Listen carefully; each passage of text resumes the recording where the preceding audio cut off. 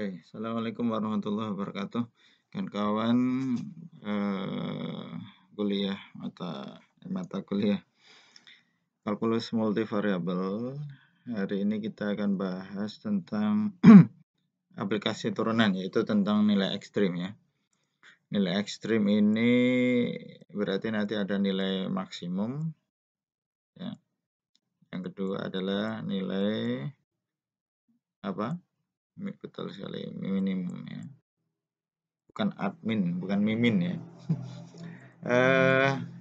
Jadi ini teoremanya. Jadi misalnya ada titik A x 0,y0 yaitu titik kritis ya, atau titik pada f(x, y) yang memenuhi turunan parsial pertama di titik tersebut sama dengan 0 yang terhadap x, dan juga turunan parsial terhadap y di titik A itu sama dengan 0, dan didefinisikan bahwa dA atau turunan dA tadi ya, ini maksudnya aplikasi ya, itu didefinisikan atau dihitung dari fx(x) dA dikali dengan fy dA dikurang fxy dA dikuadratkan.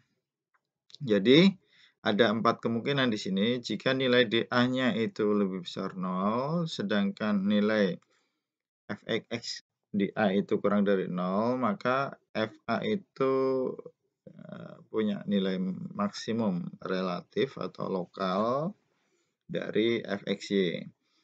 Sebaliknya, kalau dA-nya itu lebih besar 0, tetapi fx dA-nya itu lebih besar 0, maka fa itu memiliki nilai minimum relatif atau nilai minimum lokal dari fxy.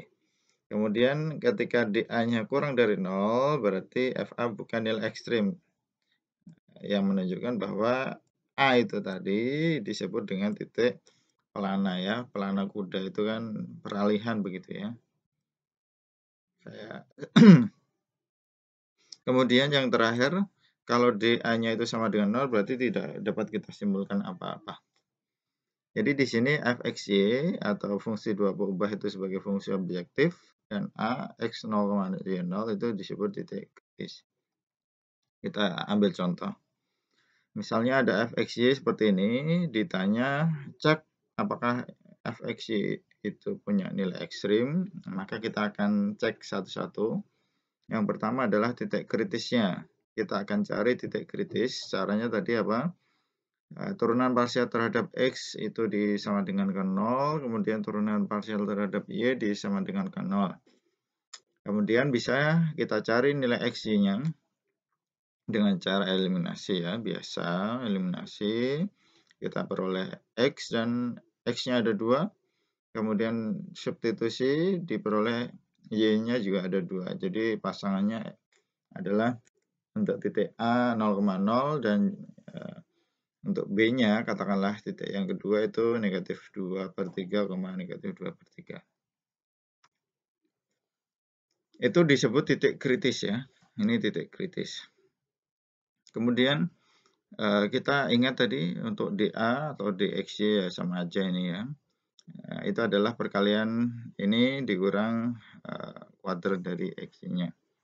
Nah, maka kita akan mencari fx-nya, berarti apa yang dulu ingat kan kawan, xy adalah turunan pertama ini diturunkan lagi terhadap x, berarti jadi 6x, kemudian fy, turunan pertama ini diturunkan terhadap y, berarti negatif 2, kemudian fxy, berarti turunan ini, kemudian diturunkan lagi terhadap y, berarti 2, ya. Sampai sini saya nggak mau mengulangi lagi, yang jelas dulu kita sudah pernah ini. Kemudian tinggal disubstitusi aja. 6x dikali negatif 2 dikurang 2 kuadrat ya. Berarti hasilnya adalah negatif 12x dikurang 4. Nah, dari sini maka kita akan mencari D untuk masing-masing titik. Untuk dA berarti 0,0, berarti disubstitusikan x dan y-nya, berarti hasilnya adalah negatif 4. Dia kurang dari 0, artinya apa? Titik A itu disebut apa tadi? Kalau D-nya kurang dari 0 tadi? Nah, berarti A itu disebut titik pelana, begitu ya. Oh. Kemudian yang titik B kita cek juga. Set, masukkan sini negatif 12 kali negatif 2/3, 8 dikurang 4. Ini hasilnya harusnya ini 4 ya. Ini 4. Nah, 4 itu adalah lebih besar 0. Berarti dia D-nya, ini D-nya adalah lebih besar 0 ya. Berarti dia punya nilai ekstrim. Nah, kita perlu satu lagi tadi, yaitu mencari f(x) untuk titik tersebut. Ya, berarti tinggal 6 kali ini hasilnya ini. Oh, ternyata ini f(x)-nya itu adalah kurang dari 0. Jadi apa tadi? Kesimpulannya kalau D-nya lebih besar 0, f(x)-nya itu kurang dari 0, berarti dia punya nilai maksimum relatif atau maksimum lokal. Berarti berapa nilai maksimumnya? Tinggal disubstitusi ke fungsi objektif. Fungsi objektif itu fungsi awal tadi, guys. Ya. Fungsi awal tadi. Mana fungsi awal tadi?